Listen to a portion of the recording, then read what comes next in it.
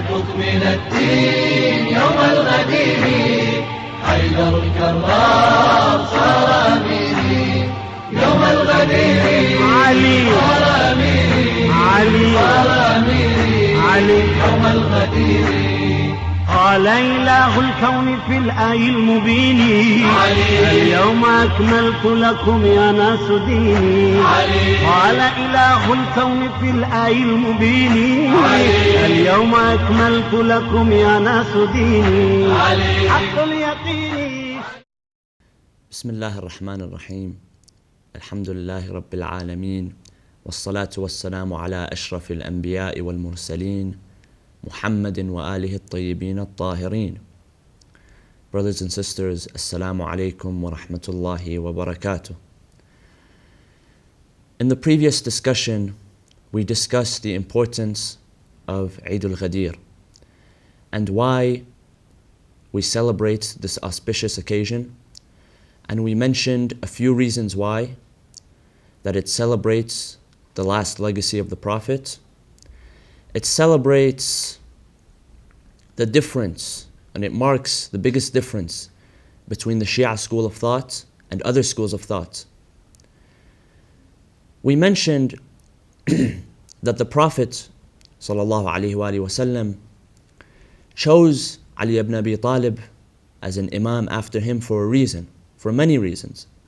One reason is that Ahlul Bayt alayhimus salam, one of our fundamental beliefs is that they are infallible. They do not make mistakes and they do not sin. So when it comes to leading a nation, they will not sin. They will not let people go astray. In this discussion, one of the things that we'd like to discuss is Imam Ali alayhi salam, his knowledge and his judicial system in regards to the Khilafah. Now we know that when it came to the knowledge of Imam Ali alayhi salam, of course the knowledge of Imam Ali alayhi salam is narrated not only in our books of ahadith, is narrated in every book of hadith which pertains to every school of thought. The way that his knowledge is from the Prophet, and of course the knowledge of the Prophet is from Allah subhanahu wa ta'ala and not from anybody else. It is not a knowledge that they taught themselves. It is a knowledge that comes from Allah subhanahu wa ta'ala. The same knowledge which He has given the prophets of Allah subhanahu wa ta'ala before the Prophet Muhammad sallallahu alayhi wa sallam. And there are many instances in the ahadith where Imam Ali alayhi salam speaks of the Khilafah and speaks of his knowledge. You notice that one day Imam Ali was sitting, and this of course was after the death of the Prophet, during the Khilafah of the first three. A man comes to Imam Ali alayhi salam and he sees that Imam Ali has his sandal in his hand and he is sewing it. He is mending and fixing his own sandal. Of course this was from his humbleness. He was sewing his sandal and he turns to his companion. He says, Ya hada, he calls him. He says that the position of Khilafah, the position itself, is worth less than this sandal. If I am not able to implement justice, if I am not able to implement the true laws of Allah subhanahu wa ta'ala, then it is worth less than this sandal that you see in my hand. Meaning that the position itself never meant anything to Imam Ali alayhi salam. If he is not able to implement justice and the laws of Allah, then the position means nothing to him. Whereas when you see other people that lived during that time, the position meant everything for them. The position itself. Even though they would not be able to implement justice, even though they were not as wise and as knowledgeable as Imam Ali alayhi salam, but to them, the position, the political position, as we see today in today's world, meant everything to them. Imam Ali alayhi salam says, this position means nothing to me if I am not able to implement the laws of Allah subhanahu wa ta'ala. This is one instance where Imam Ali alayhi salam expresses himself when it comes to the position of the Khilafah. Now in this regard, we will note some of the instances where Imam Ali alayhi salam was able to judge through his wisdom and through his divine knowledge between right and wrong. In fact, even when it came to the Khilafah of the first three who came before him, Imam Ali alayhi salam never outcast himself.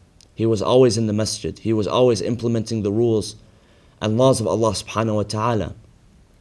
Now, one of the attributes of a judge, of a person who distinguishes between right and wrong, is that first of all, that person must be a mujtahid. That person must be able to read the Quran, to read the Sunnah of the Prophet and the Imams of Ahlul Bayt, and from that be able to derive the laws of Allah subhanahu wa ta'ala. And this attribute was only found in that time with Imam Ali ibn Abi Talib salawatullah wa salamu alayh. So you find many instances where the Imam was able to correct people, and especially the first three Khalifas who came before him, when it came to judging, when it came to the judicial system, when it came to implementing the laws of Allah subhanahu wa ta'ala. There are many instances where the Imam was able to correct the rest. In fact, it got to a point where the second Khalifa one day said, and this is of course narrated in the books of Ahadith, he said, لَوْلَا عَلِيٌّ لَهَلَكَ عُمَرٌ, meaning that if it was not for Ali, if it was not for his wisdom, if it was not for him guiding me and correcting me, I would have perished. This, of course, comes from the second Khalifa himself and is narrated in the books of Ahadith. Of course, there are many instances where Imam Ali alayhi salam corrected his peers, the Khalifas. And these, of course, these events are not events that are only mentioned in our books of Hadith. They are also mentioned in other books of Hadith and other books of history. You notice, for instance, that one day a man approached the second Khalifa and he says that I want to accuse my wife of committing adultery. So the second Khalifa looks at him. He says, why do you do this? He says that we have only been married for 6 months and my wife has just given birth.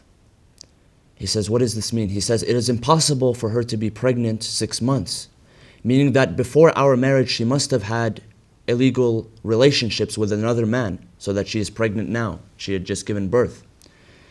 So, of course, the second Khalifa looks at him. He says, that's a good excuse. Let us now carry out the punishment. Imam Ali alayhi salam comes to them. He says, what's happening? What's going on? They explain to him the case, the issue. And he says, they tell him that this woman has only been married for 6 months and she has now given birth. So what happens is that Imam Ali alayhi salam, he tells them, let me explain something. And this is why I mentioned that a judge in Islam must be a mujtahid. He must be proper. His knowledge of the Quran must be very deep. He says, the second Khalifa turns to him, he says, it's impossible for a woman to be pregnant for 6 months and give birth. This means she must have had illegal relationships before her marriage. The Imam looks at him and he brings 2 ayahs from the Quran and he joins them together and produces a result. This is ijtihad. He says, have you not heard the ayah, وَالْوَالِدَاتُ يُرْضَعْنَ أَوْلَادَهُنَّ حَوْلَيْنِ كَامِلَيْنِ لِمَنْ أَرَادَ أَنْ يُتِمَّ الرَّضَاعَةِ? Of course, this ayah refers, it says that a woman, if she would like to nurse her child, breastfeed her child, she breastfeeds him for 2 years. And then he says, did you not hear the ayah, وَحَمْلُهُ وَفِصَالُهُ ثَلَاثُونَ شَهْرًا? Meaning that his breastfeeding, his nursing and breastfeeding is 30 months. They say, what is the result? He says, in the first ayah, he mentions, Allah subhanahu wa ta'ala mentions breastfeeding, 2 years, 24 months. And the second ayah, he mentions breastfeeding plus pregnancy, 30 months. Now when you take 24 from 30, the result is 6 months, meaning that the pregnancy is 6 months. So the result that we receive is that the least amount of pregnancy is 6 months. So they look at him in awe. He says, do you not know that the least amount of pregnancy is 6 months? They say to him, okay, now we understand. And of course, the penalty for fornication did not go through. And this story happens again in the time of the third Khalifa. And of course, this time Imam Ali alayhi salam was unable to have an effect on them. And of course, the punishment was carried out. This is where you find that Imam Ali alayhi salam, his level of knowledge and his level of understanding of the Quran exceeded the level of knowledge of his peers, of the people who took his position of Khilafah, the position that belonged to Imam Ali alayhi salam. They took it. And not only did they take it, no, they did not know how to implement justice. They did not know how to implement the laws of Allah subhanahu wa ta'ala. And this is why, brothers and sisters, we celebrate Eid al-Ghadeer. Because Eid al-Ghadeer marks the appointment of Imam Ali alayhi salam, who was infallible, who did not make mistakes when it came to judging, when it came to implementing the rules and laws of Allah subhanahu wa ta'ala. And of course, there are many instances where Imam Ali alayhi salam, his knowledge and his justice and wisdom exceeded by far his peers and the people who were around him. The hadith narrates that one day a man approached the Prophet sallallahu alaihi wasallam, and he asked him about a certain ayah. He asked about an ayah number 40 in Surah An-Naml. Allah subhanahu wa ta'ala says, Bismillah ar-Rahman ar-Rahim, قال الذي عنده علم من الكتاب. Notice that Allah subhanahu wa ta'ala in the Quran brings the issue of ilmul kitab, the true knowledge of the book. What does this mean, the true knowledge of the book? A man approaches the Prophet and he says, what does this ayah mean? قال الذي عنده علم من الكتاب. Notice that Allah subhanahu wa ta'ala says علم من الكتاب, a part of the knowledge of the Quran, not ilmul kitab. The Prophet replies to his companion, he says, this refers to Asif ibn Barkhia, who was the nephew, who was the companion of our Prophet Sulaiman. He says that Allah subhanahu wa ta'ala gave him ilmun min al-kitab, only a portion of the knowledge of the Quran. Now we all know the story where Asif was able to transport the throne of Bilqis, who was the queen of Saba in Yemen. He was able to transport her throne from Yemen to Syria and back within a blink of an eye. They're asked, how is he able to do this? قال الذي عنده علم من الكتاب. Because Asif ibn Barkhia, the companion of our Prophet Sulaiman, had one piece, had one part of the knowledge of the book, he was able to perform miracles. Now look at what Allah subhanahu wa ta'ala says in reference to Imam Ali alayhi salam. He says in Surah Al-Ra'd, ayah number 43, Bismillah ar-Rahman ar-Rahim, قُلْ كَفَى بِاللَّهِ شَهِيدًا بَيْنِي وَبَيْنَكُمْ وَمَنْ عِنْدَهُ عِلْمُ الْكِتَابِ. He doesn't say علم من الكتاب. He says علم الكتاب, the knowledge of the book. And if we refer to the hadith of our sixth Imam, al-Imam al-Sadiq salawatullah wa salamu alayhi, in the book Usul al-Kafi, he says علم الكتاب refers to 72 of the 73 parts of the knowledge of the book. He says Asif, the one who was able to perform miracles, had one part of the 73 parts. Ilmun min al-kitab refers to one part of the 73 parts. Whereas Imam Ali alayhi salam had been given 72 of the 73 parts. The last part is with Allah subhanahu wa ta'ala. This, of course, refers to the amount of knowledge of Imam Ali alayhi salam. So imagine, brothers and sisters, the knowledge of Imam Ali alayhi salam in opposition to the knowledge of those who were around him. 72 of the 73 parts, ilmul kitab, the knowledge, the true knowledge of the book. And this is why Imam Ali alayhi salam was able to implement justice, and he implemented his wisdom when it came to the laws of Allah subhanahu wa ta'ala, when it came to judging between people. Even when it came to his khilafah, it is said that Imam Ali alayhi salam, during his khilafah, there was no such thing as poverty. there was no such thing as oppression, because Imam Ali alayhi salam treated his people with respect. He treated them with honor, and he implemented justice. When it came to implementing justice, he was harsh, but at the same time, he was very merciful. When it came to orphans, when it came to the poor, he was very merciful. In fact, it is said that he himself would go out at night with nobody knowing. He would go out wearing dark clothes. He would carry on his shoulder a bag with clothes and food and money, and he would go out and distribute that among the poor in his city. And nobody knew it was him until his death. This was Imam Ali alayhi salam. Even other scholars admit that when it came to comparing the knowledge of Imam Ali alayhi salam with the knowledge of others, others did not stand a chance in front of him. And this, of course, we mentioned, this trait and characteristic is not only found in Imam Ali alayhi salam, it is also in his sons, Imam Hassan and Imam Hussein, and the sons of Imam Hussein alayhi salam, the rest of the Imams. For instance, you find that the sixth Imam, Al-Imam Sadiq, salawatullah wa salamu alayhi, when people would approach him, he was so knowledgeable that we have in our ahadith, some people would approach him, scholars from other religions, from other schools of thought, they would come to approach him, and the Imam, instead of answering him himself, he would refer him to one of his own companions, to one of his own students. This was the knowledge of Al-Imam Sadiq. You could not compare it to anybody else. He exceeded others. And this trait, of course, is found in the rest of the Imams of Ahlul Bayt alayhimus salam. We have that our ninth Imam, Al-Imam Al-Jawad, salawatullah wa salamu alayhi. He was young, less than 20 years old, and he was able to answer questions that scholars who were 30 and 40 years his senior would not be able to answer. We have it that one day the Khalifa summoned Al-Imam Al-Jawad to his court, and there was a debate regarding a certain ayah, وَأَنَّ الْمَسَاجِدَ لِلَّهِ. The Khalifa was asking, what is the meaning of this ayah? So Al-Imam Al-Jawad alayhi salam comes and he begins to answer the question. And he begins to embarrass those who are around him, because people who were 30 and 40 and 50 years his senior could not answer these questions.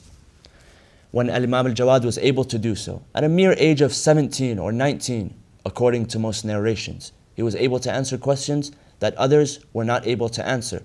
In fact, we have it that one day he was in the court of Al-Mu'tasim, Al-Abbasi, the Abbasi Khalifa of the time, and they asked him a question about the Hajj. And from this one question, he was able to derive tens and hundreds of laws and rules in regards to performing the Hajj. From one question, he sat for hours and hours on end answering this question. This is why we have that many in our school of thought, many of our ahkam, many of our laws that pertain to the Hajj and how to pertain to the Hajj come from our ninth Imam, Al-Imam Al-Jawad, because his knowledge exceeded those who were around him. So brothers and sisters, in conclusion, this is why we follow the school of Ahlul Bayt, and this is why we celebrate Eid al-Ghadeer, because Eid al-Ghadeer marks the appointment of Imam Ali alayhi salam and the covenant between Allah subhanahu wa ta'ala and the Imams of Ahlul Bayt alayhimus salam. These are the reasons why we follow Ahlul Bayt alayhimus salam, because their knowledge and their justice and their wisdom exceeded many others. These are the reasons why we follow them. Wassalamu alaikum wa rahmatullahi wa barakatuh.